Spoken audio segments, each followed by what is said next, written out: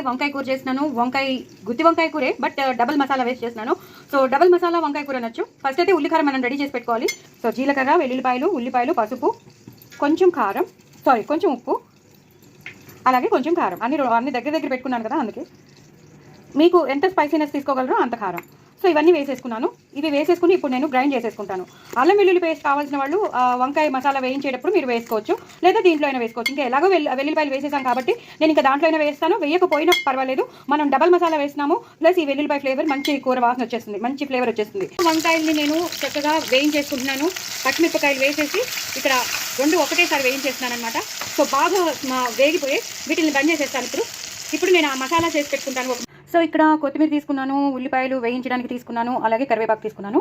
ఇప్పుడు డబుల్ మసాలా చెప్పాను కదా, ఇందాక నేను మీకు గ్రైండ్ చేయాలి అని చెప్పాను కదా, మీకు చూపించాను ఏమేమి వేయాలి ఉల్లికారంలో. ఆ ఉల్లికారం ఇది. డబుల్ మసాలా ఇది అంటే రెండు మసాలాలు. ఏంటంటే ఇది పల్లీలు, నువ్వులు, ఎండుమిరపకాయలు, ధనియాలు, జీలకర్ర ఇవన్నీ వేసి మనం గ్రైండ్ చేసిన పేస్ట్ అనమాట. కొన్ని మెంతులు, కొన్ని ఆవాలు ఇలా వేసి మినపప్పు, శనగపప్పు అది కూడా కొంచెం యాడ్ చేసి వేసిన పేస్ట్ అనమాట. సో ఆ పేస్ట్ అయిపోతుంది ఇలాగా. ఇప్పుడు ఈ రెండింటిని మనం కలిపేస్తాం, అందుకే డబుల్ మసాలా అన్నాను. వంకాయల్లో స్టఫ్ చేస్తాను. నూనె వేసుకున్నాను, జీలకర్ర వేసాను, అలాగే ఉల్లిపాయలు వేసాను, కరివేపాకు వేసాను, పసుపు వేసాను.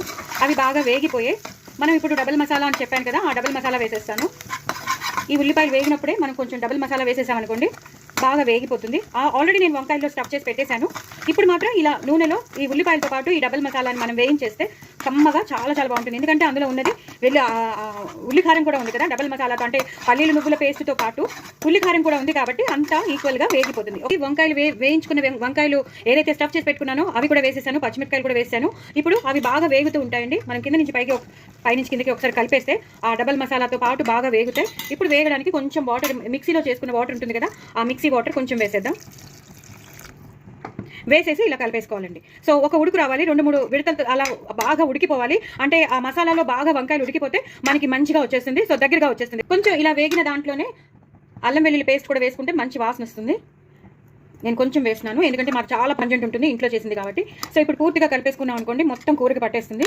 ఇది దగ్గరగా వచ్చేసాక మీకు మళ్ళీ చూపిస్తాను. అంతా మంచిగా ఉడికిపోతుంది, వంకాయలన్నీ బాగా వేగిపోతున్నాయి. ఇప్పుడు కొంచెం దాచిపెట్టుకోవాలండి. ఎప్పుడైనా సరే వంకాయ కూరకి మనం స్టఫ్ చేసినది కొంచెం దాచిపెట్టుకుని లాస్ట్లో వేసేసుకోవాలి. అలాగే కొంచెం కారం వేసుకోవాలి, ఎక్కువ ఒక్కలేదు, కొంచెం కారం. అలాగే పాలు, చిక్కని పాలు తొరకతో ఉన్నది నేను వేసేసి ఇలా కలిపేసుకోవాలి. అయిపోయింది చక్కగా.